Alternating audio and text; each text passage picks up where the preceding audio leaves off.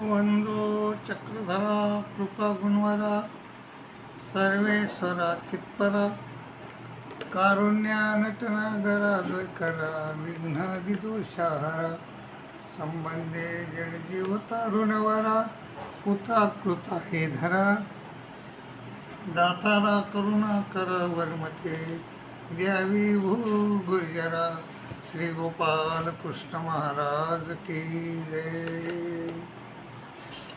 सर्वज्ञ श्री चक्रधर स्वामी महाराज की जय. मायबापो, हे पुस्तक तुम्हाला दिसत असेल, हे लक्षण स्थळ नावाचं पुस्तक आहे.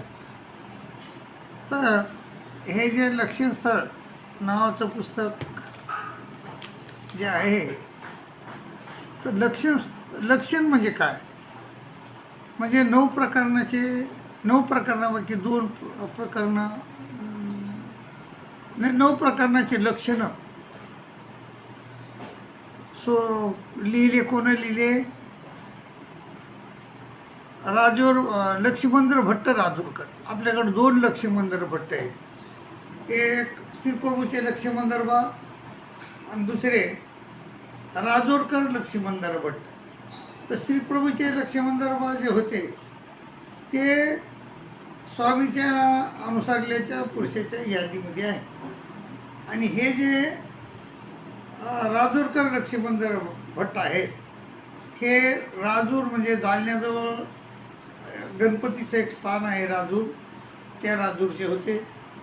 तर त्या राजूर लक्ष्मणदेव भट्ट तर हे भट्टवासाचे शिष्य होते, अतिशय विद्वान होते. आणि त्यांनी 9 प्रकरणाची लक्षणं लिहिली आणि ते लक्षणं लिहिले आणि ते लक्षणं आपल्यासाठी अतिशय, त्या लक्षणावरच आज 9 महावाक्य देखील सांगतात. बडे बडे मंडळी, बडे बडे बाबा लोक आपल्याला महावाक्य सांगतात. तर कशावर सांगतात? त्या 9 प्रकरणाच्या त्या लक्षणावरच सांगतात. तर असे 9 प्रकरणाची लक्षणं लिहिली त्यांनी. म्हणजे छोटे छोटे वाक्यामध्ये मोठा गहन अर्थ त्यांनी हे करून ठेवलेला आहे. तर आपल्याला त्याबद्दल मी तुम्हाला थोडी आज माहिती सांगणार आहे. तर त्यापैकी बघा, ही जे यामध्ये पक्ष आहेत, ह्या लक्षणस्थळामध्ये पक्ष आहेत त्यांचे, ते पक्ष. तर बघा, पहिला पक्ष काय आहे याचा लक्षणस्थळामध्ये पहिला पक्ष काय असं नेहमी विचारतात. कोणी विद्वान जर तुम्हाला विचारलं की तुमचं अभ्यास झाला का? हो झाला. तर ते म्हणतात मग सांगा, म्हणजे लक्षणस्थळामधला पहिला पक्ष कोणता आहे? तर ते पहिला पक्ष आहे की शेवटी यक्षिणीचे स्वरूप तर कर्मभूमी एवढे होवावेची असा पहिला पक्ष आहे. तर याचा अर्थ काय आहे? तर या छोट्या वाक्यामध्ये अतिशय गहन मोठा अर्थ त्यांनी दडून ठेवलेला आहे. म्हणजे देवतेचे 9 थवे आहेत: कर्मभूमी, अष्टदेवनी, अंतराळ, स्वर्ग, सत्यकाय, सुकुंड, क्षीराब्दी, अष्टभैरव, विश्वरूप आणि चैतन्य, असे 9 थवे आहेत. तर कर्मभूमीचा देवतेचे स्वरूप जे आहे ते 500 योजन आहे. कर्मभूमीच्या देवतेचं स्वरूप 500 योजन आहे. अष्टदेवनीच्या देवतेचं स्वरूप 5000 योजन आहे. आणि अंतराळीच्या 50,000, स्वर्गीच्या 5 लक्ष, सत्यकया सुकुंडीच्या 50 लक्ष, क्षीराब्दी 5 कोटी, अष्टभैरव 50 कोटी आणि विश्वरूप 500 कोटी आणि माया आवाऱ्या, असं त्यांचं स्वरूप आहे. तर याचा जो अर्थ आहे, तर शेवटी लक्ष्मीचे स्वरूप तो कर्म एवढे व्हावेच की असं त्यांनी लिहून ठेवलं आहे. तर याचा अर्थ असा झाला की देवतेजवळ 5 प्रकार आहेत. तर कर्मभूमी ते देवता परत्वे आहे. जे 5 प्रकार जे आहेत ना, ते देवता परत्वे आहेत. म्हणजे सगळ्यात खालची देवता आहे यक्षिणी, त्याच्यावर यक्ष आहे. म्हणजे कर्मभूमी जेवढे कर्मभूमीच्या एक 100 जेवढे पंचप्रकार आहेत त्याच्या 8 पट एकशेजवळ आहेत आणि त्या एकशेच्या वर जो कोणती देवता असेल त्याच्याजवळ त्याचे 8 पट आहेत. त्याच्यावर जी देवता असेल त्याच्याजवळ 8 पट, म्हणजे अशी 8 पटीनं 8 पटीनं 8 पटीनं विश्वपर्यंत मर्यादा वाढत जाते. तर ही कशी आहे, देवता परत्वे पंचप्रकार वाढत जातात आणि मायाचे पंचप्रकाराला गणती नाही, परमेश्वराच्या नाहीतच नाही, ब्रह्माच्या बी नाही. तर असं हे म्हणजे देवता परत्वे लिहिलेले, देवता परत्वे पंचप्रकारात वाढत जातात. परंतु जे स्वरूप जे आहे ते तसं देवता परत्वे वाढत जात नाही. ते कर्मभूमीचं जे स्वरूप आहे 500 योजन, तर वरची सगळ्यात फुली नावची देवता आहे, फुली मैराणी हा, आणि सगळ्यात खालची देवता आहे एकशेनी. तर जेवढं फुलीचं स्वरूप आहे म्हणजे 500 योजन, तेवढंच खालचे एकशेनीचं आहे.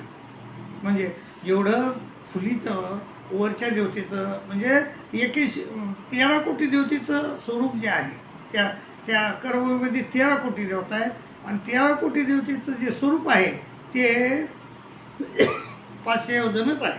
तर त्याचमुळं लक्ष्मणदास भट्टानं लिहिलं आहे की शेवटी एकशिणीचे स्वरूप तर कर्मभूमी एवढे व्हावे की. आणि कर्मभूमी 3 आहेत. एक जड कर्मभूमी म्हणजे हिमासेतूमध्ये 500 ते कर्मभूमी, ती जड कर्मभूमी, आणि चेतन कर्मभूमी या 2. एक देवता कर्मभूमीचे देवता त्या कर्मभूमी, आणि दुसरी आपल्या देहाला मानव देहाला कर्मभूमी म्हटलेले, असे 3 देवता कर्मभूमी आहेत. तर ह्या कर्मभूमी म्हणजे 500 योजन, म्हणजे कर्मभूमीचं स्वरूप किती 500 योजन, आणि आपल्या जीवाचं स्वरूप शेवटी किती राहिलं 500 योजन, आणि असं म्हणजे, आणि देवतेचं स्वरूप बी किती आहे 500 योजन. म्हणजे शेवटी एकशेंचे स्वरूप तो कर्मभूमी व्हावेच की. म्हणजे सगळ्या देवतेचं 13 कोटी देवतेचं फक्त स्वरूप किती आहे 500 योजन, आणि अष्टदेवनीच्या 5000, म्हणजे 13 कोटी तिथं बी देवता आहेत, त्याचं बी स्वरूप किती आहे 5000 योजन आहे. आणि अंतराळीच्या ज्या देवता आहेत त्याचं आहेत 50,000. तर 13 कोटी देवता आहेत तिथं बी, पण त्या सर्व 13 कोटी देवतेचं विश्वरूप कसं आहे 50,000 योजन आहे. आता स्वर्गीयमध्ये 33 कोटी देवता आहेत, तर त्या सर्व देवतेच्या स्वरूप जे आहे तर ते स्वरूप 5 लक्ष योजन आहे, 5 लक्ष योजन आहे. सर्वच 33 कोटी देवतेचं बी स्वरूप 5 लक्ष योजन आहे. त्याच्यानंतर सत्यकाय सकून 50 लक्ष योजन. तसं तिथं 9 कोटी देवता आहेत, तर त्यांचं स्वरूप 50 लक्ष योजन आहे. आणि श्रीरामदीच्या देवता आहेत तर त्याची 5 कोटी योजन आहे, तर तिथं 1.25 लक्ष देवता आहेत. अष्टभैरवाचं स्वरूप 50 कोटी योजन आहे, तर त्या 8 देवता आहेत, त्या 8ही देवताचं स्वरूप केवढं आहे 50 कोटी योजनेचं आहे. आणि विश्वरूपाचं 500 कोटी योजन आहे. आणि मायाचं अगणित आहे, ब्रह्माचं अगणित आहे, आणि परमेश्वराचं अगणित आहे. असा हा पहिला पक्ष आहे, म्हणजे लक्षण स्थळामधला. दुसरा पक्ष आहे केवी जे पिंडे अवघ्या व्हायला लागेल, असं ते म्हणतात.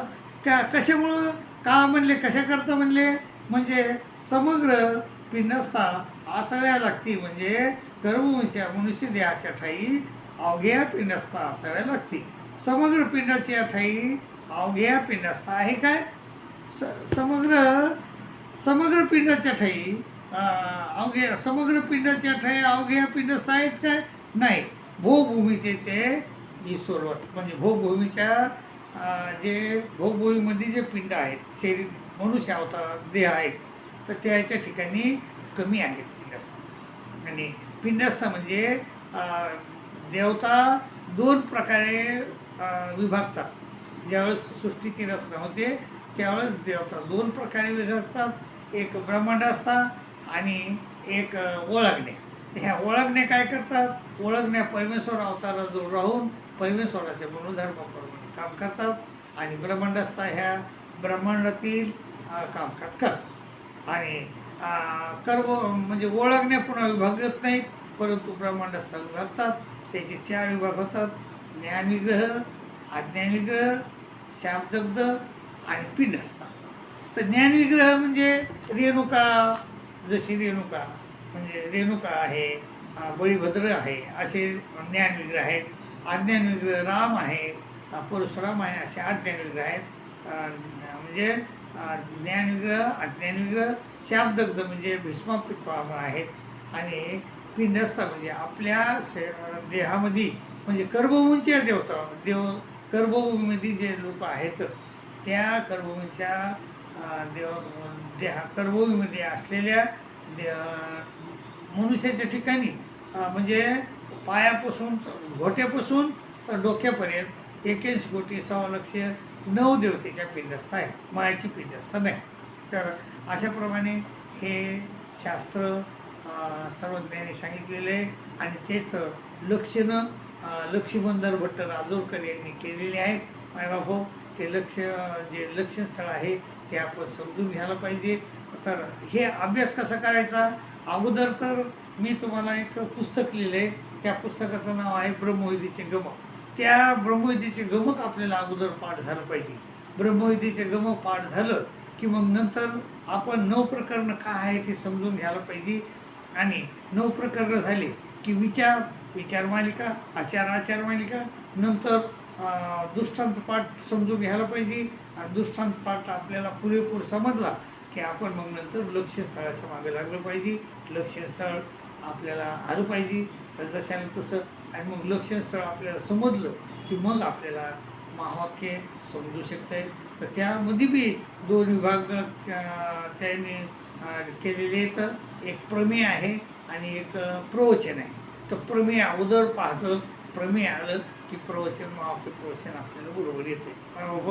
असा हा म्हणजे शास्त्रशुद्ध अभ्यास आहे. परंतु काही लोक वास्तविक बंधू भगिनींना ते पहिलीत नसताना देखील त्यांना 10वीचा अभ्यास शिकवतात. तर त्यामुळं ते विद्वान होऊ शकत नाही. ते लोक विद्वान होऊ शकत नाहीत. पण आम्ही तसं नाही करत. आम्ही त्याला पहिलीपासून बालवाडीपासून अभ्यास शिकवतो. आणि बालवाडीपासून